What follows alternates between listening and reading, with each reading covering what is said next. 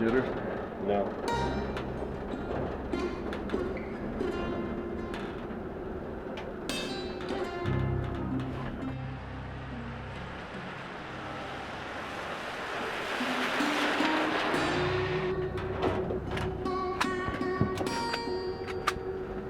Right over there. See him?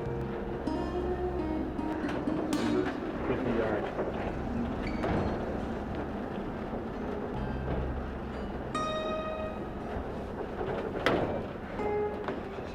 So the neuron walks into the bar and he says, "Hey, I didn't order a seltzer, I ordered a synapse." That was really good. Wow, so what are you doing later on? I don't know, it depends. Well, I have this psychology symposium that I think would be very interesting. Get down! Get down! Move! Get down! Don't be a hero! Move! Go! Go! Go! Didn't see nothing!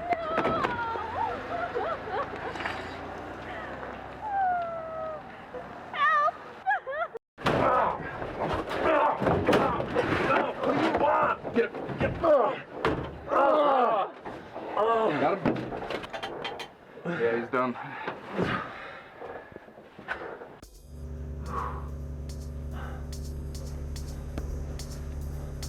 We didn't have any issues. Here's all his belongings. Wake him up!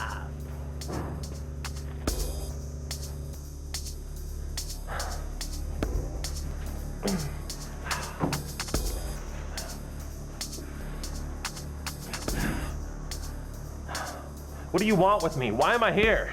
Allow me to introduce myself. My name is Dr. Youtubian. You're here for one reason.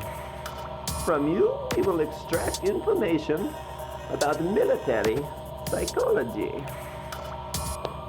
What makes you think I even have that information? It's not like I would even hang out. I am one of your subscribers. Do not lie to me.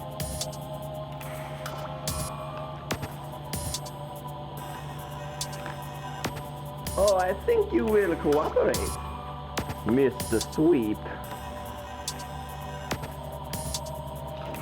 Sigmund!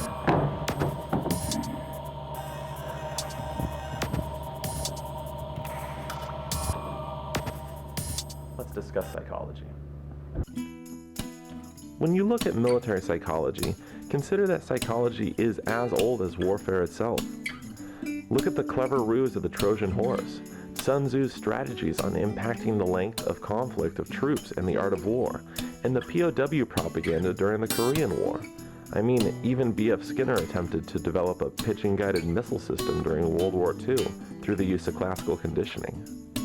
Throughout the years, it's been noticed that military psychology tends to grow in spurts, based on the military and psychological demands of each conflict. During the Revolutionary War, colonials employed psyops campaigns to encourage redcoats to desert through leaflets promising better amenities. The Civil War was the first time doctors treated conditions like phantom limb pain, acute chronic mania, and suicidality within soldiers. This was also some of the first recordings of substance use disorders related to military service. World War I brought about the first focused effort to screen recruits. The Army Alpha and Beta tests were designed to standardize measurements for a soldier's abilities. This was also when aviation psychology was born. Screenings were used for pilots most likely to complete training and avoid accidents. Since World War I marked the first organized use of chemical weapons, gas hysteria was observed as a response to chemical weapon threat, and this also marked the first appearance of the term shell shock. World War II showed an influx of German and Jewish psychologists. Around this time, it was deemed that there was an inadequate diagnostic system, which led to the development of the Diagnostic and Statistical Manual of Mental Disorders.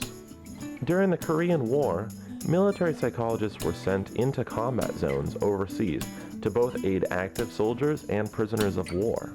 Both the Army and the Air Force developed technical manuals for military psychologists in the field. The Vietnam War saw increased stressors from both service members and the environments. The involuntary nature of the draft brought about more character disorders, higher rates of substance abuse, and increased PTSD following the war. Operations Desert Shield, Desert Storm brought about the Gulf War syndrome. Unexplained symptoms, possibly due to inoculations, toxic substances, or psychological trauma. The syndrome was deemed controversial, for symptoms often varied from one soldier to the next. And even now, the concept of terrorism brings about new need for mental health.